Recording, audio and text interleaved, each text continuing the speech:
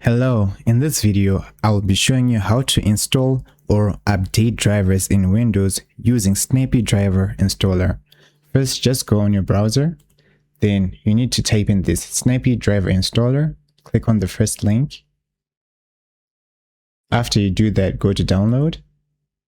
Then we're going to do the SDI Lite, okay? Click on download. Once it downloads, then you have to open it and extract it.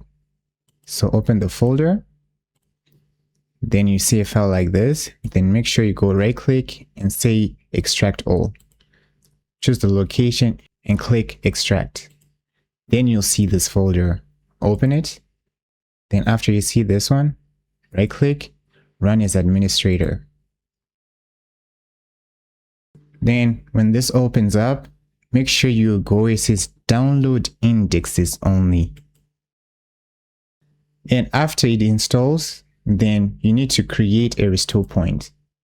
After you do this, you see all the available drivers that are here. Then you just have to select all, then install, and install every drivers that you need on your computer. And you're done.